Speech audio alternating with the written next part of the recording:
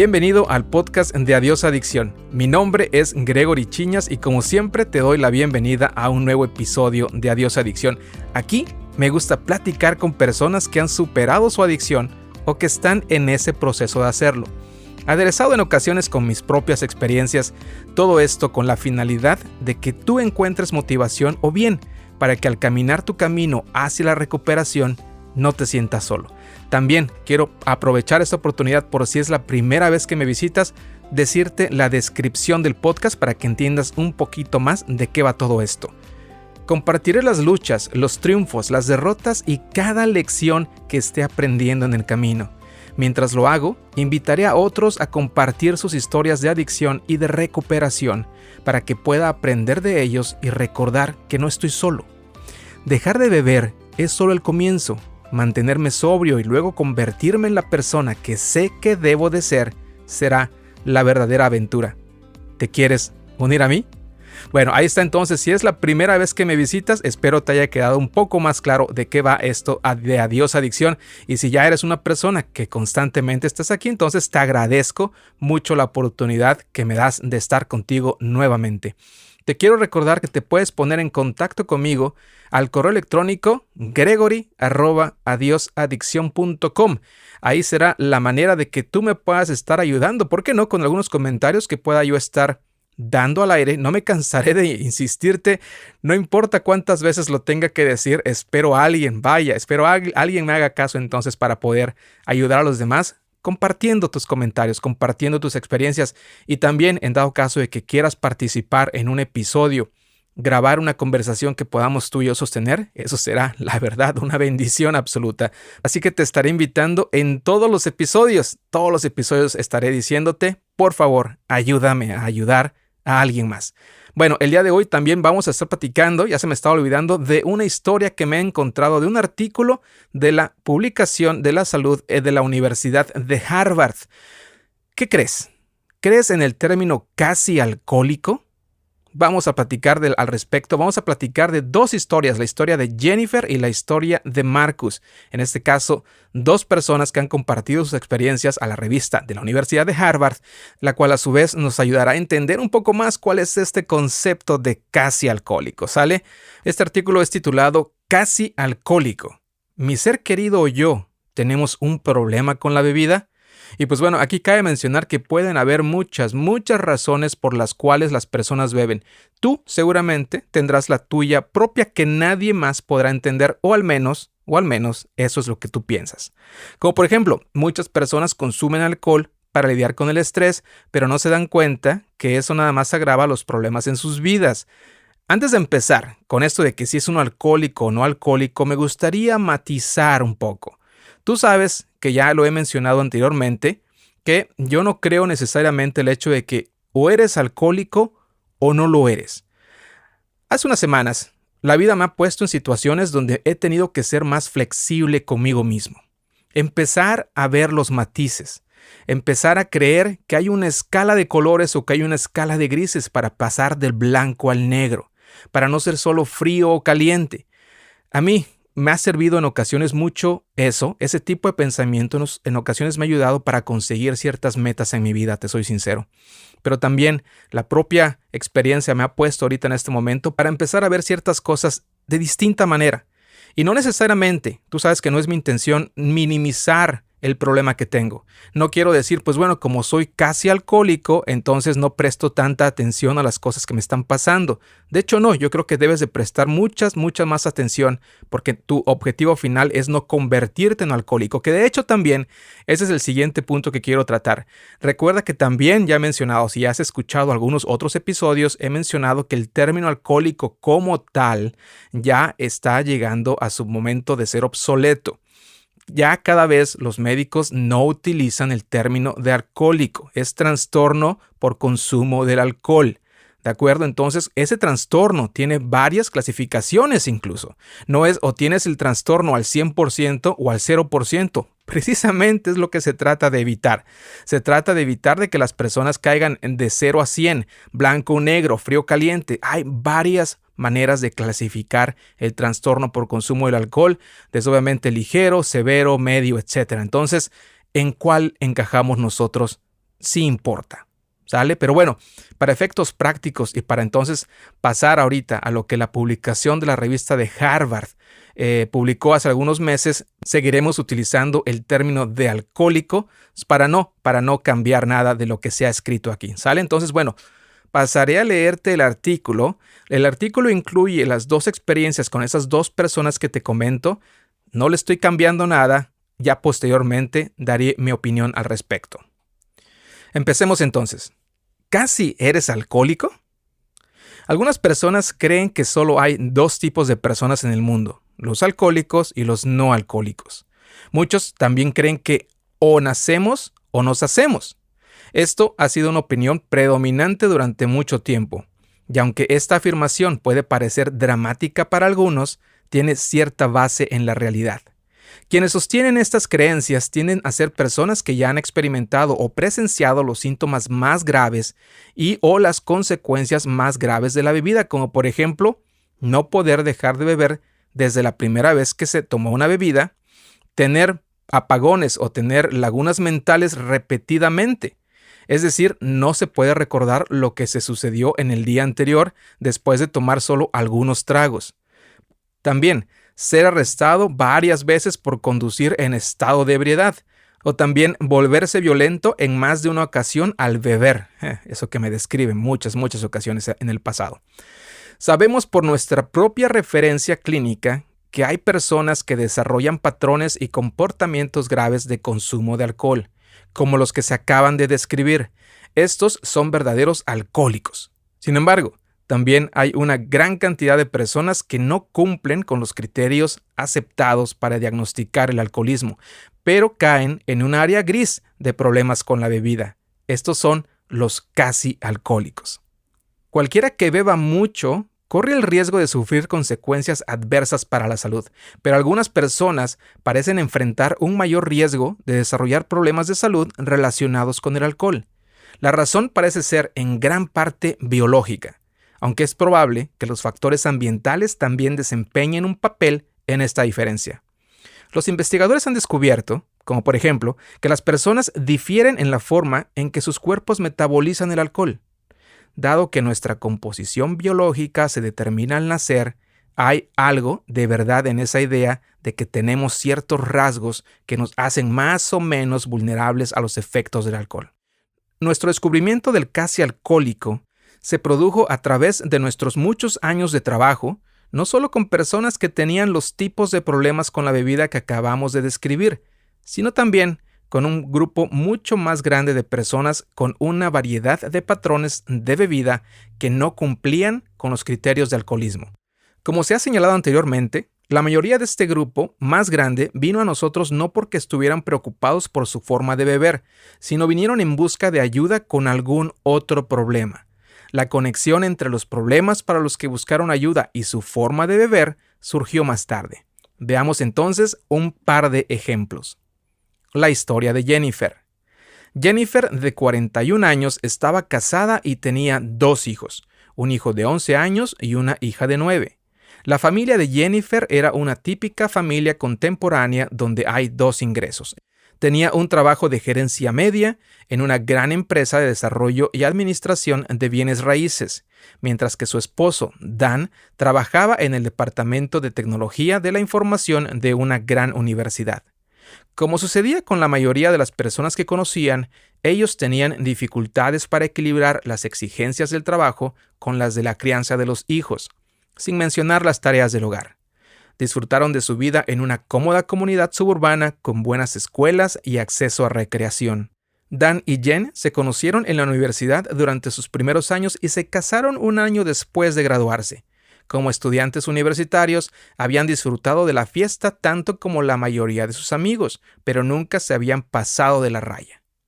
Ambos habían conocido la resaca ocasional, especialmente cuando eran estudiantes de primer año. Y ambos disfrutaban de reunirse con amigos de vez en cuando para celebrar algunas fiestas. Jen no bebió nada durante sus embarazos. Sin embargo, después del nacimiento de su segundo hijo y después de que ella regresara al trabajo, después de una licencia por maternidad de 6 semanas, se unió a Dan en su rutina de beber un vaso de vino mientras se descomprimían después del trabajo, del cual incluía atender a los niños, preparar la cena, supervisar la tarea, prepararse para el día siguiente, etc. Luego, después de que los niños se acostaran, Jen tomaba una segunda copa de vino y a veces una tercera.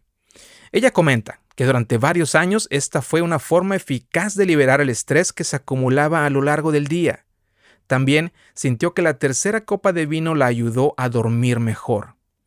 Cuando Jen buscó terapia, no fue por su forma de beber, lo que todavía ella consideraba normal, y de hecho incluso útil, dado su estilo de vida de alta presión. Jen fue remitida por su médico general con quien había compartido sus preocupaciones sobre no poder dormir bien. No dormir bien le dejó sintiéndose exhausta al día siguiente. Ese patrón luego la llevó a sentirse cada vez más deprimida, lo que se reflejó en su temperamento más corto, especialmente contra los niños. Sentimientos crónicos de fatiga y las quejas de Dan de que su vida sexual se estaba evaporando. Le había preguntado a su médico sobre medicamentos para dormir o quizá incluso hasta para un antidepresivo. El médico dijo que lo consideraría, pero primero quería que Jen hablara con un consejero. Jen es un buen ejemplo de un grupo de personas a quienes hemos llegado a conocer bien en nuestros lugares de trabajo, personas donde la bebida surge como un factor en sus problemas diarios. Entonces, ¿era Jennifer una alcohólica? La respuesta es no. Ella no tendría suficientes síntomas para cumplir con los criterios aceptados para cualquiera de los diagnósticos relacionados con el alcohol. Ella no era alguien para quien un trago nunca era suficiente.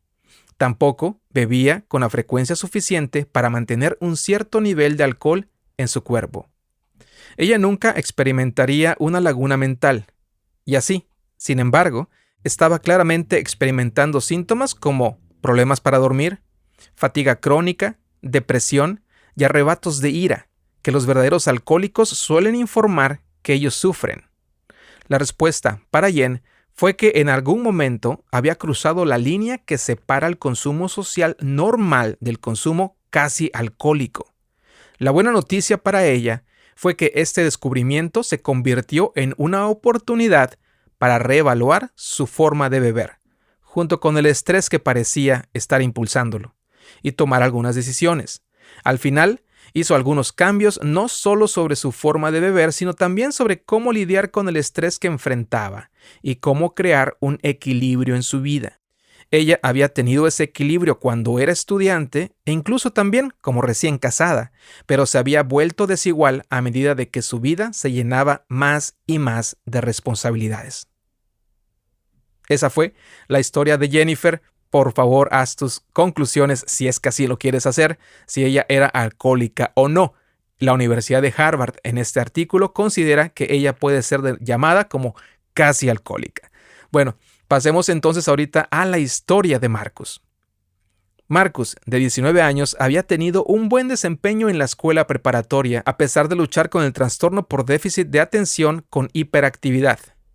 Él había evitado el alcohol durante esos años. Le habían advertido que su medicación no se mezclaba bien con el licor, pero una vez que llegó a la universidad, comenzó a beber, generalmente en borracheras y en compañía de amigos.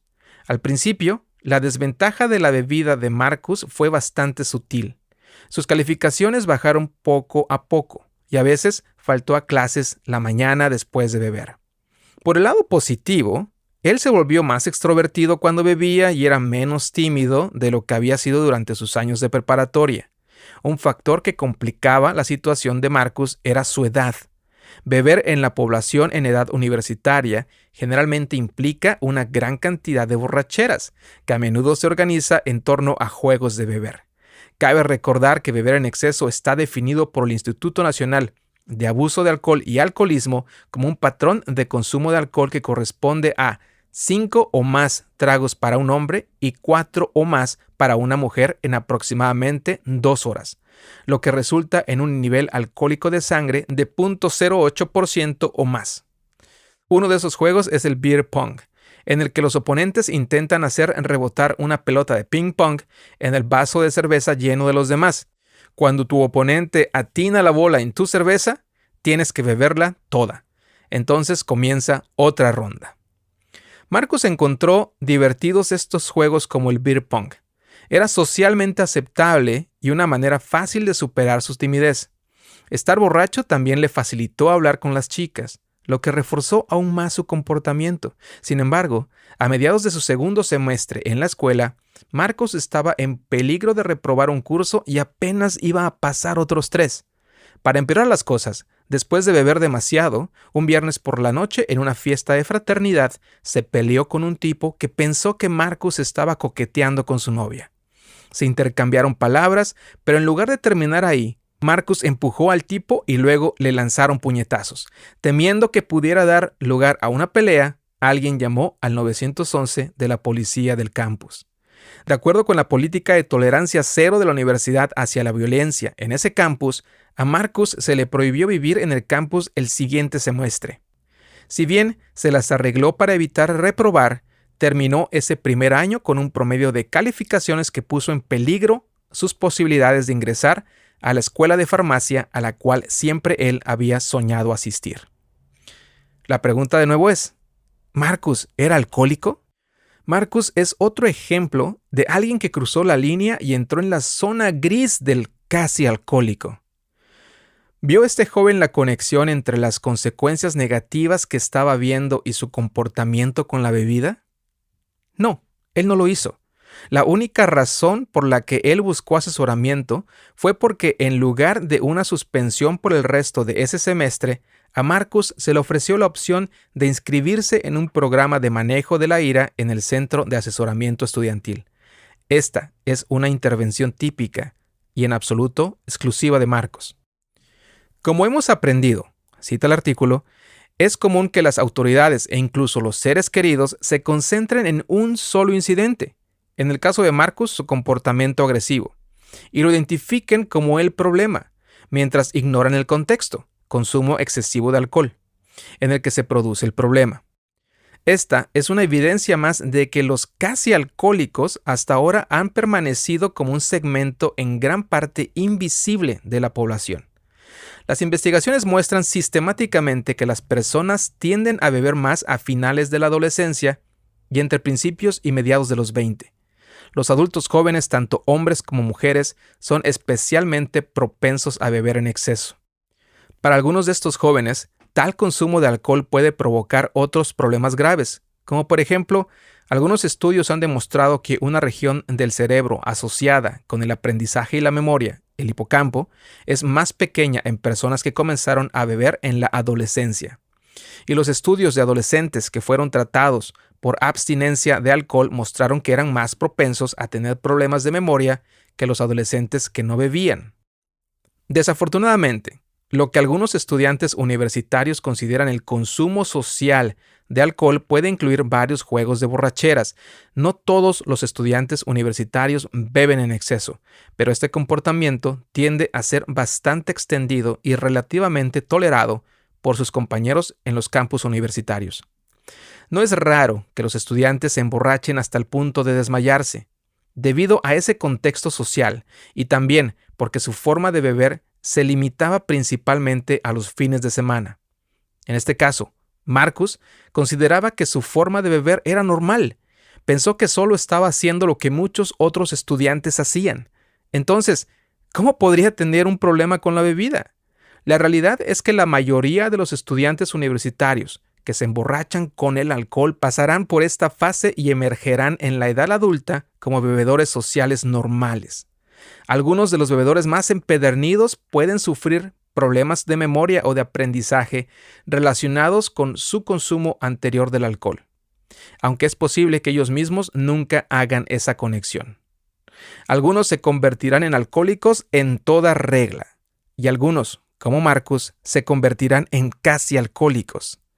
Las experiencias de Marcus fueron claramente consecuencias de su forma de beber. Por sí solos no lo habrían calificado para el diagnóstico de alcoholismo. En otras palabras, él no encajaba en la clasificación de diagnóstico aceptada. Si el Dr. Doyle hubiera llegado a la conclusión de que Marcus no tenía un problema con la bebida, ese joven podría haber concluido que las cosas negativas que le estaban sucediendo era solo cuestión de mala suerte, estar en el lugar equivocado en el momento equivocado y decidir así que no había necesidad de cambiar su comportamiento con la bebida. Las cosas bien podrían haber seguido yendo cuesta abajo desde allí. Pero al presentársele a Marcus el concepto de casi alcohólico, el Dr. Doyle pudo ayudar a Marcus a ver la conexión entre su forma de beber y sus consecuencias. A partir de ahí, podrían discutir si Marcus debería considerar hacer algo con respecto a su forma de beber, incluso si no era alcohólico. Bueno, aquí termina el artículo de la revista Health de la Universidad de Harvard. Hay varios conceptos que considero bastante interesantes, para serte sincero. En los dos casos, honestamente, en los dos casos me veo reflejado, tanto en el caso de Jennifer como en el caso de Marcus. Sin duda, al pasar por la universidad, yo empecé a beber, ya lo he dicho antes, alrededor de los 22 años, ya un poco tarde para lo que los jóvenes de mi época, digamos en ese entonces, estaban ya experimentando desde antes, ¿no? Entonces, para mí se me abrió la puerta y salí tendido luego a embrutecerme, y aunque no recuerdo haber tenido lagunas mentales, para serte sincero, y sobre todo también algo que recuerdo bastante, era que las resacas no me duraban tanto, y ahorita es otra historia completamente diferente, por cierto. En ese entonces, digamos que sí, evolucionó de esa forma social. No tuve problemas hasta cierto punto con personas, no era persona yo que me dedicaba a pelear con los demás cuando estuviera borracho, aunque debido a unos eventos que se presentaron años después de que empecé a beber, sí me empecé a tornar como una persona de las cuales se considera mala copa, es decir, una persona que se pone agresivo ya cuando está borracho. Entonces, de bebedor social, sin duda, pasó mi etapa al bebedor que ya no necesitaba estar rodeado de otras personas para empezar a beber, hasta que obviamente terminó siendo hasta donde ha llegado al momento del día de hoy. Pero en fin, ese concepto de ser casi alcohólico, la verdad honestamente a mí no me encaja demasiado. No necesariamente tengo que utilizar el término alcohólico nuevamente en esa frase, por lo mismo que te he ya comentado anteriormente hace unos minutos. Yo pienso cabalmente, fervientemente, que la palabra alcohólico ya no debiera de utilizarse, que tú y yo, si es que ese es tu problema, no tendríamos por qué llamarnos alcohólicos. Si lo quieres hacer fácil para los demás entender, sin duda, si tú mismo te quieres ayudar y soportar en esa idea para darle todavía, digamos, mayor énfasis a que quieres salir de ese problema, adelante, pero no nos clasifiquemos de manera negativa como una persona alcohólica. Yo prefiero decir 1000 veces, primero, que tengo un problema con el consumo de alcohol. Tengo un problema, tengo trastorno de consumo de alcohol, cualquier cosa que eso signifique, ¿no? Si es que no tenemos la definición precisa. Yo creo que vale la pena pensar y entender que no tenemos que sumergirnos a nosotros mismos en ese hoyo negro, oscuro del alcoholismo, porque quizá en muchos casos ni siquiera, ni remotamente, estamos por llegar a ese destino.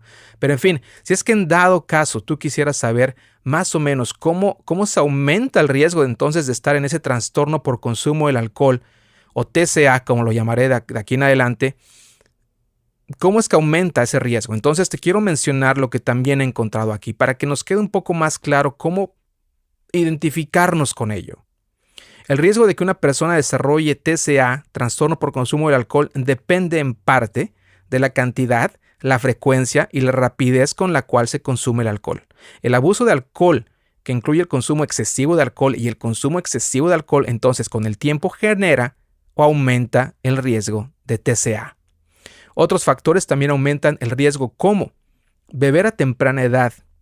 Una encuesta nacional reciente encontró que entre las personas de 26 años o más, aquellos que comenzaron a beber antes de los 15 tenían más de 5 veces más probabilidades de reportar de tener trastorno consumo del alcohol en el último año que aquellos que esperaron hasta los 21 años o más para comenzar a beber. El riesgo para las mujeres de este grupo es mayor que el de los hombres. Yo comencé a los 21, No quiere decir que por eso estoy exento, o no quiere decir que por eso estuve exento. Sin duda, tengo un problema con el alcohol. Por lo tanto, aunque nos sirve para entender un poco más y sin duda está sumamente claro que si empiezas a edad más temprana, seguramente el daño empezará también de manera temprana y las afectaciones tanto mentales, psicológicas y físicas sin duda se estarán viendo todavía con mayor prontitud que con alguien que empieza a mayor edad. Que esa persona que empieza a mayor edad, insisto, no necesariamente no vaya a llegar más pronto que la otra, ¿eh? Hay personas que conozco que empezaron ya más grandes, mucho más adultos, y en muy, muy poco tiempo llegaron prácticamente al mismo punto que otras personas que empezaron mucho tiempo atrás. Otro punto que aumenta el riesgo para padecer el trastorno de consumo del alcohol es la genética. Genética y antecedentes familiares de problemas con el alcohol. La genética juega un papel importante como una heredabilidad de aproximadamente el 60%. Sin embargo, al igual que otras condiciones de salud crónicas, el riesgo de trastorno por consumo del alcohol está influenciado por la interacción entre los genes de una persona y su entorno. Los patrones de consumo de alcohol de los padres también pueden influir en la probabilidad de que algún día un niño desarrolle trastorno por consumo del alcohol. Te he platicado de mis padres, los dos. Una persona que fue declarada alcohólica, que fue mi padre, y mi madre, que por muchos, muchos años vivió. Ahora, que vivió atada al alcohol, digamos, de manera indirecta, si tú quieres, ya después se detuvo, pero para cuando se detuvo, el daño, digamos, que ya estaba hecho. En este caso, te quiero mencionar algo que escuché con el doctor Gabor Maté, que ya lo he mencionado en varias ocasiones también. El doctor Gabor Maté, de hecho, menciona algo muy importante con cuestiones de la genética. En muchos momentos, nosotros nos escudamos con que son mis genes, mi papá o mi mamá lo traía, mi abuelo o mi abuela, ellos me lo pasaron. Entonces me siento, digamos, atado de manos para poder luchar en contra de mi adicción.